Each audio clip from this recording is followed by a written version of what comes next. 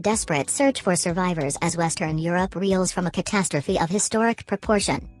Altner, Germany. CNN. In Altner in western Germany, even the dead were not spared in this week's devastating flood. The village cemetery was swept away, headstones damaged and toppled by the force of the muddy water. Antoinette Steinhoff stands at the edge of the flooded graveyard, crushed by the sight of destruction in front of her.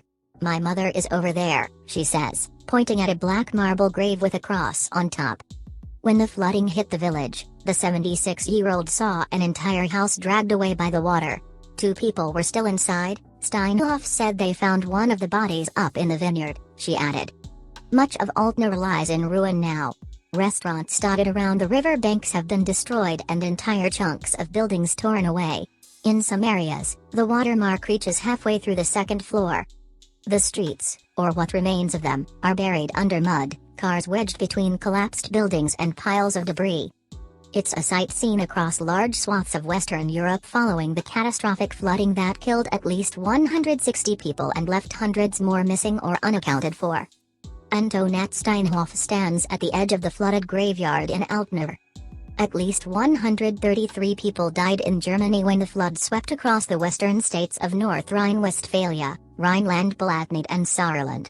In Belgium, 27 were confirmed dead as of Saturday afternoon, with authorities warning the number could go up.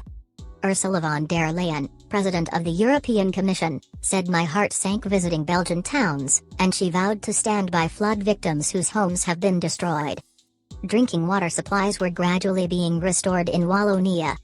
Luxembourg and the Netherlands have also been affected by the extreme rainfall, but have not reported any fatalities. Images showed entire towns and villages underwater and homes buried under landslides and debris. The desperate search for survivors continues despite rising waters, landslides and power outages.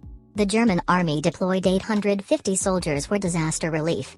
According to the Interior Ministry, around 22,000 firefighters and aid workers are taking part in the rescue and recovery operations in North Rhine-Westphalia alone.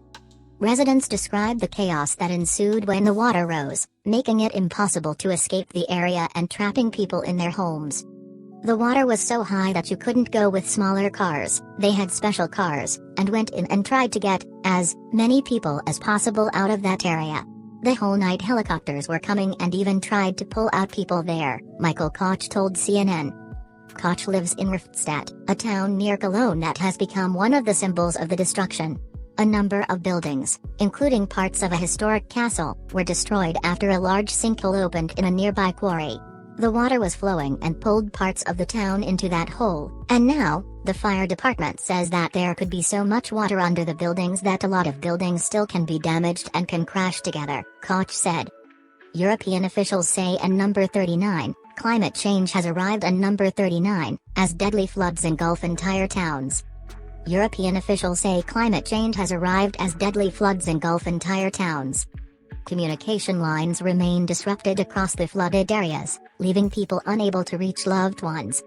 Police in Koblenz told CNN on Saturday that while as many as 1,300 people were still unaccounted for, authorities were hoping the numbers would be revised down as the rescue operation continues.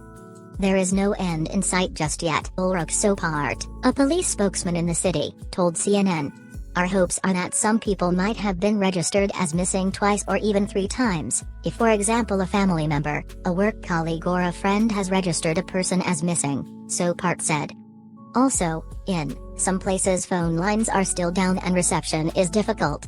We do hope that people will get in touch with a relative, work colleague or friend to let them know they are fine, he said. Villages along the River Aar have been left without power and phone coverage, with some areas completely cut off, forcing the military and search and rescue helicopters to survey the area from the air, searching for stranded survivors. German President Frank-Walter Steinmeier visited the Rhein-Main-Kreis district of North Rhine-Westphalia state on Saturday. Seeing the destruction firsthand, he said clearing and recovery will take a long time. The cemetery in Altner was flooded on Thursday. A dam along the River Aar in North Rhine-Westphalia broke Friday night, according to the regional government. Officials have started the evacuation of about 700 residents in the Ofoven neighborhood in the city of Wassenberg. Across the border in Belgium, the Belgian army is racing against the time with search and rescue operations. Marie-Louise Grosjean, a shop owner in Pepinster, Belgium, saw a decade of hard work swept away by water and mud on Friday, when the water entered her wine and decorations store. She said her father has lived in the town for 70 years and has never seen anything like that. Grosjean's son Arthur told CNN the flooding came very quickly, leaving only destruction behind. "Thankfully I don't live there, but it's my mother's business and there is nothing here. We hope we can quickly repair, but we don't know how," he said, as he was helping the clear up.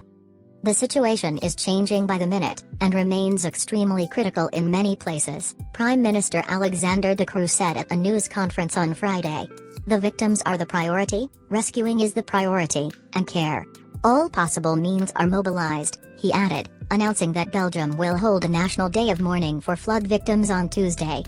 Meanwhile, in the Netherlands, Dutch officials ordered the evacuation of 10,000 people in the municipality of Venlo, where the Maas River rose faster than expected. The high waters are expected to last until Sunday evening. Officials fear more dams could break and are closely monitoring reservoirs in the region. On Friday, a hospital in the region with 200 patients was evacuated. The Netherlands Red Cross is supporting flood evacuees as Venlo water levels rise. Climate crisis fueling extreme rainfall. The devastating floods came after large swaths of Western Europe experienced historic levels of rainfall, with more than a month's worth of rain falling within 24 hours. Cologne, in North Rhine-Westphalia, recorded 154 millimeters, 6 inches, of rainfall in the 24 hours to Thursday morning, which is nearly double its monthly average for July of 87 millimeters. In the Weiler district, 207 millimeters, 8.1 inches, of rain fell in only 9 hours, according to the European Severe Weather Database. The downpours resulted in extreme flash flooding, with water levels rising within minutes. While it's too early for scientists to say how big a role climate change has played in causing this particular flooding, extreme rain events like the ones seen in Western Europe this week are becoming more common and more severe. The premier of North Rhine-Westphalia in Germany, Armin Laschet, who is also the Conservatives' candidate to succeed Chancellor Angela Merkel in the upcoming federal election, said the floods in his state were a catastrophe of historic proportion, calling on the world to speed up its efforts to both mitigate and adapt to climate change. Merkel plans to visit the region Sunday. Leaders have pledged recovery money to those affected. "The floods have literally pulled the rug from under people's feet," Laschet said. "We will be faced with such events over and over, and that means we need to speed up climate protection measures, on European, federal and global levels, because climate change isn't confined to one state," he said. While the overall amount of rainfall may not change over the course of the year in any given location, more of the rain is expected to fall in shorter bursts, which would tend to increase the frequency of flooding events. A damaged castle, left, is seen in Erftstadt-Blessem, Germany, Saturday, July 17, 2021. This was noted by scientists with the European Environmental Agency, who said that the projected increase in frequency and intensity of heavy precipitation over large parts of Europe may increase the probability of flash floods, which pose the highest risk of fatality. Droughts, which are also becoming more common because of the climate crisis, can make flash flooding worse because very dry soil cannot efficiently absorb water. In 2016, flooding in Western Europe that killed 18 in Germany, France, Romania and Belgium was analyzed by scientists to see whether climate change played a role. They found that a warmer climate made the flooding 80 to 90% more likely to occur than it was in the past before man-made climate change.